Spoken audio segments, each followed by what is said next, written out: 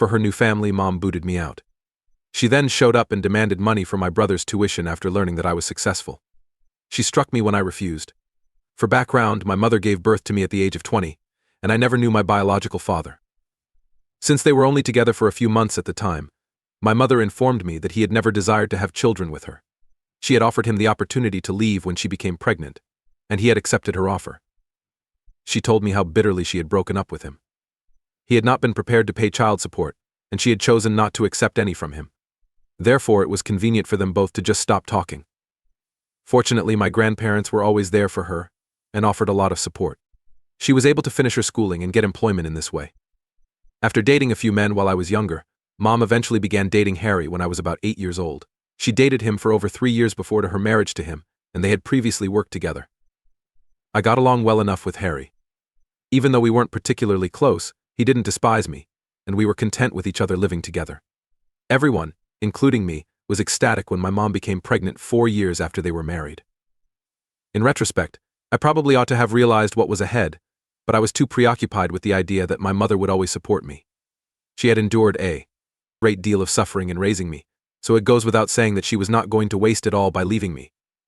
I thus believed that it was likely only a passing phase and that things would improve again, even though we had begun to drift away and she had made it clear that she was separating from me when she married Harry. I did everything I could to support her during her pregnancy, but she would constantly become quite agitated around me, so I made myself scarce to avoid upsetting her. However, 6 months after she gave birth to her twins, she and Harry informed me that they wanted to talk seriously with me, and that they couldn't have me in the home anymore since they had 2 children to take care of. I suppose I hadn't made myself invisible enough. They attempted to gently encourage me by telling me how difficult it was getting for them to manage our large family on their meager salary, because I was still a child and they couldn't legally send me out without getting into problems. I believe I had just turned 16 at the time. Sincerely, I don't believe that 2 adults, a teenager and 2 infants, could not be supported on the salary of 2 web developers who have so far been able to give us a rather good existence. I could see they were playing a bluff. I truly didn't want to move out, so even though they just wanted me out of the house, I attempted to provide solutions that would keep that from occurring. I attempted to explain to them that if money was an issue, I would get a job, but my mother informed me that she wanted to conserve money and other resources for the twins, who at the moment truly deserved them more than anything else. I only needed to hear that they deserved to stay with them more than I did, not that they needed this more. That was enough to convince me that I had to leave since I was obviously unwanted. They had just nudged me in the proper direction because they wanted me to go and knew I had enough pride to understand I wasn't wanted, so their plan succeeded even though they hadn't even informed me where I should go when I left. Technically, they hadn't actually kicked me out because they hadn't forced me, but because they had pushed me into a corner with my back to the wall, and I felt like I had no other choice, I would classify it as the same thing. I went directly to my grandparents' house, and although they were upset with my mother's actions, they did not stop her because they still wanted to be there for the twins. At 16, I had to find a part-time work since it was clear that I could not rely on my grandparents for financial support because they were becoming older. When my mom and Harry would visit my grandparents with the kids, I would occasionally see them, but they seldom ever inquired about me, and even when they did, they were usually quite formal with me. In fact, they seemed to be more happy without me living with them, and I didn't feel like they missed me at all. Even my mother appeared much less cranky than she always was, which devastated me, but there was nothing I could do about it. Before I started college, I lived with my grandparents. Even then, my mom didn't interact with me, and I had to rely on a few friends to help me get settled in my dorm, because my grandparents were clearly too old and unfit to do so. Meant. My mom and Harry had rejected my request for a student loan for the same reason that they had expelled me. I had to find a family member to co-sign it. That, given that they had the twins very late in life, they wished to preserve their assets and finances for their children's future. Fortunately for me, one of my uncles stepped in and agreed to co-sign the document, provided that I assured him that he would never be required to pay any money. In order to avoid defaulting on any payments after I graduated, and to ensure that I would have a good start financially, I worked throughout college in addition to finishing my coursework. I essentially stopped communicating with my mother once I entered college, and this continued until I graduated. My grandparents were the only ones present. At the time, my mother didn't even bother to congratulate me. In order to avoid being a burden to my elderly grandparents, I began working and lived independently once I graduated from college. During the first few years, it was incredibly challenging since I didn't make a lot of money, but I still had to pay for groceries, electricity, and rent, as well as begin paying down my debt while making sure I had money saved for the future. Fortunately, that is no longer the case. I believe it was what I would truly call limited income. It took me a very long time to work my way up in the firm, but now I'm in a position where I'm somewhat comfortable. I won't bore you with the specifics, but I'm proud of how far I've gone, especially given how little assistance I had. Despite not communicating with me for many years, my mother was able to learn about my wealthy lifestyle, which surprised me. I am currently working in an upper management role at the same firm where I began my career, and I am almost 33 years old. About 4 months ago, I earned the great distinction of being promoted, but I wanted to keep this a secret, so very few people knew about it. My uncle was one of the individuals I did share this with, since I wanted to express my gratitude for co-signing my loan application back when I was having trouble finding the money to pay for college. According to what I understand, he recently met my mom and Harriet at a family gathering and instructed her to contact me so she could finally congratulate me after years of excluding me since I was at last succeeding in life. His heart was undoubtedly in the right place, but it kind of backfired because she didn't even attempt to congratulate me personally. In any case, after learning about it, my mother recently visited my home with Harry and insisted on talking to me. As I've already shown, I lost touch with her after I entered college. I also blocked my mom everywhere and shut her out of my life after I graduated because I didn't think it was worth it to hope that she would change her mind and attempt to make up with me. She didn't appear to be much worse off either. In fact, I doubt she even noticed. With the exception of my grandparents, who already understood that I disliked discussing my mother, I really didn't communicate with anyone from my family. I didn't really stay in contact with my uncle either. Therefore, I was really unaware that my mom and Harry had been experiencing severe financial difficulties for the previous 2 years. It wasn't until they came to my place and began telling me how hard everything has been for them that I learned about it. I suppose it was wishful thinking, but the only reason I had allowed them inside was because I had thought they were coming to finally make amends. However, rather than congratulating me on my success, they began by saying that they had heard from my uncle that I had been given this significant promotion. At the time, I was one of the youngest individuals in this position at my company, and they were shocked that I hadn't informed them of it. It was amusing because I was taken aback that they had expected me to speak with them at all after so many years of no communication, much less to share positive updates about my life and profession. They even expressed their disappointment that I had shut them out of my life because they had made the decision that they needed their time, money, and resources more than I would have as a teenager, and that they wanted to be there for their children more than for me. They said that rather than supporting their choices, I had begun to distance myself from them after moving home with my grandparents. They had expected me to be mature about the whole situation and see why their priorities had shifted. I have no idea why they would think that I would agree with their choice to exclude me from the house, but whatever. They tried to gaslight me into thinking that I was the bad person for being angry that they had evicted me from the house so they could spend more time with their children, and that was how they began our reunion after all these years. They then swiftly went on to discuss how tough the previous several years had been for them, without even giving me an opportunity to present my side of the story. They began by talking about how they had launched their own company but had failed miserably because it had not taken off. They were now attempting to hide their losses, but they needed the money immediately because the twins were also at a stage in life where they had to start thinking about college and various other things. At that point, I began to see why they had approached me in the first place. They needed the money. They didn't waste any time going right to the point, even trying to soften it by claiming that I could make up for it by paying for my siblings' schooling. At first, they had been really irritated to learn that I had been doing so well and hadn't contacted them yet. I was really incredulous that they would attempt to make it seem like they were helping me by allowing me to pay for the college education of 2 children that I no longer even knew since I had abandoned them in the past. I informed him right away that I would not be doing any of that and that it was completely disrespectful that they believed they could use manipulation to get into this situation. I became angry with them and told them that they were the reason I had to work during my college years and pay for college since they wouldn't provide me financial support because they wanted to save for their children's future. Because, in their view at the time, they deserved it more than I did. And once they made it plain that they wished to put their twins above me, I had never questioned it or troubled them. They had no right to demand anything from me now, though, as they had already decided who they wanted to prioritize, expelled me, and stopped communicating with me for so long. They no longer even had the right to expect me to communicate with them, let alone provide financial assistance. Since they had want to save their funds and resources for the children who truly deserved them, I informed them of this. Instead of attempting to control me emotionally, they could now utilize the money they had saved by evicting me to pay for their college education. After that, I asked them to go as I was finished talking to them, and had nothing else to say. I thought that perhaps they had now realized their mistake and come to my house to repent for the way they had treated me for so long, although it had been rather foolish of me to let them in the first place. They were irritated as well and informed me that I wasn't innocent in this circumstance as I began to yell at them and demand them to leave. They defended it by saying that I had always been very excited and interested in their life while we were all living together, and that I used to get really irritating. Since I was a teenager and was only attempting to maintain contact with my family while they were moving away from me, I find it incomprehensible that they actually had an issue with me. They went on to say that I was no better than them since I was forgetting all the years my mother had provided for me and reared me alone, and that I was denying their request at this very moment. I may use this as a chance to assist her and make amends. But I was here, displaying a lack of gratitude and disregard for all that they have previously done for me. Since I was a youngster at the time, and could not have possibly decided not to rely on them, I thought it was quite stupid of them to bring that up. They weren't doing me a favor. And I would still have needed their financial support even if I had chosen to be less of a burden.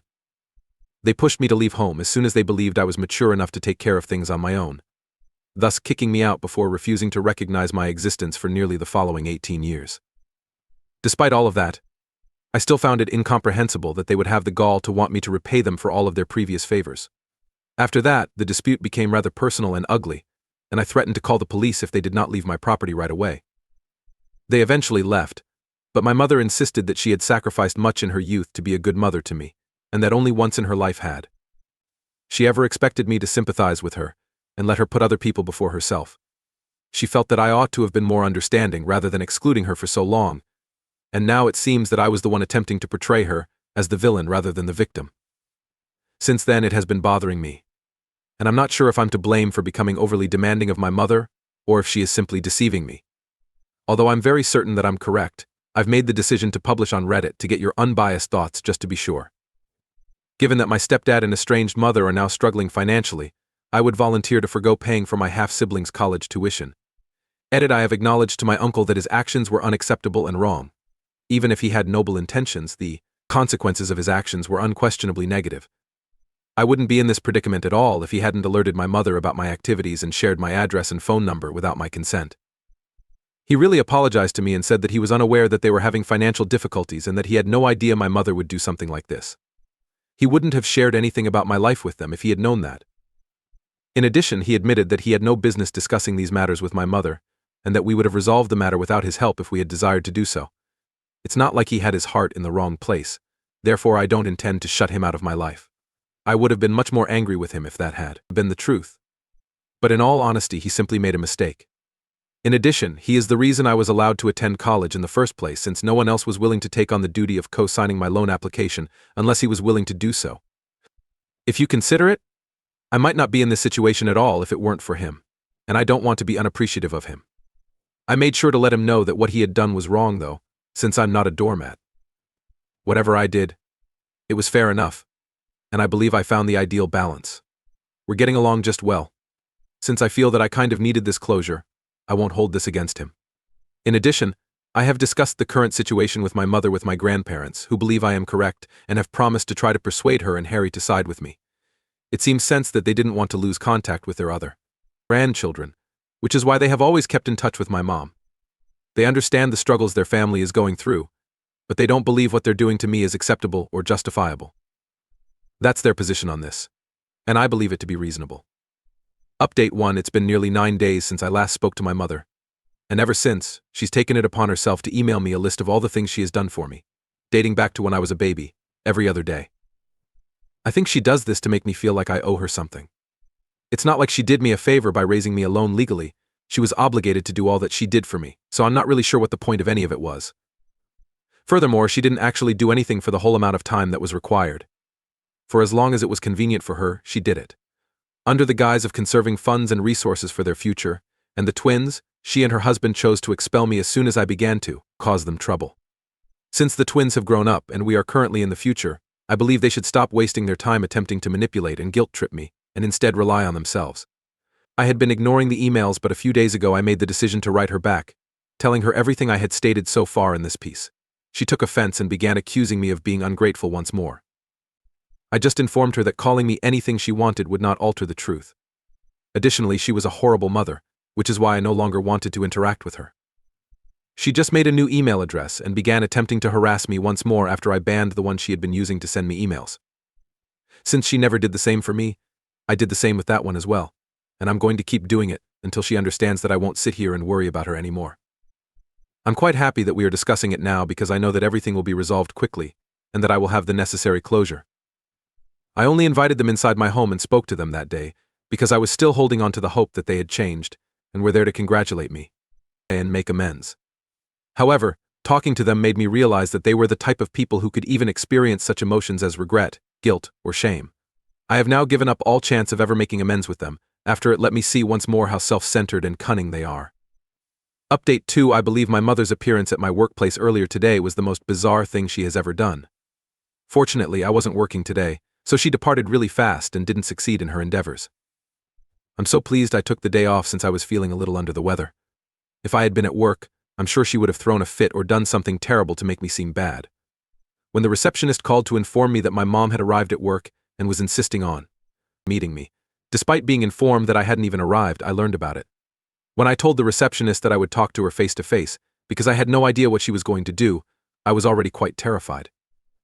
However, when they put her on the phone with me, I told her that I was at home, and that I would sue her so severely that, in addition to sending her children to college, she would be so ashamed and embarrassed that she would not even be allowed to send them outside of their home. I believe it truly frightened her, since I had made every effort to seem threatening, and I suppose that was successful. She informed me right away that she would only leave my place of employment if I agreed to meet with her in person. I told her that she was in no position to be making demands since I was certain she couldn't afford to be sued right now. And even my employer wouldn't think twice about suing her if things went out of hand, but that would be a whole other discussion since they won't be as forgiving as I am. Therefore, she would be better off simply leaving without much of a fuss. She gave the phone back to the receptionist after I stated that, and I assumed she then walked away. I didn't receive any calls or alerts from work about this. However, it was undoubtedly a close call, and as I cannot afford for this to happen again, I have made the decision to consult a lawyer in order to find out if there are any precautions I can take. Since she hasn't threatened me, I'm not sure if this calls for a restraining order, but I'm still going to speak with the attorney and try to work things out. I'll just have to hope that this recent encounter was unpleasant enough for her to think about leaving me alone for the time being. Since I'm very certain that we now have grounds for a restraining order, I suppose I don't need to worry about whether or not to file one. My mother had visited my place of employment last week, but I had somehow persuaded her to stop bothering me. Then, given what transpired this week, I believe that a restraining order against her need to be issued for everyone. She was waiting outside my door when I got home from work a few days ago, and I told her right away that I wasn't in the mood to quarrel with her at the moment, and that I would call the police if she didn't go. Even though I had my phone in my hand and was ready to dial, she actually ran at me and threw me to the ground, sending it flying. In addition to constantly shouting at me and blaming me for everything that had gone wrong in her life, she began attempting to beat me up. It took me a bit to attempt to fight back since I was surprised by how insane this whole situation was, but once I did, I was able to easily overwhelm her because I work out and I'm much younger than her. Thank goodness my neighbors had sensed that anything was off, had contacted the police due to the shouting, and had even rescued me. While we awaited the arrival of the police, they even restrained my mother. I made the decision to file charges when they eventually did. She's currently in a lot of difficulty, therefore I've talked to my lawyer and requested a restraining order against her. My grandmother mentioned that when he bailed her out that day, so I'm not sure if Harry will return anytime soon. From what I understand, he went with the kids to be with his parents. My injuries were minor, therefore she had been charged with a misdemeanor. She began arguing with him when he challenged her about her actions and told her that she couldn't be acting in such a way. I believe she lost it because she was clearly going through a difficult period and simply couldn't accept that I was doing well in my life. To be honest, I refuse to feel sorry for her since she is accountable for whatever she is going through at the moment. I'll have the restraining order against her soon, and because I'm making more money now, I was thinking of moving out of my house and into a larger one anyhow. Therefore, there's never a better moment, and I believe I'll start exploring my alternatives at last.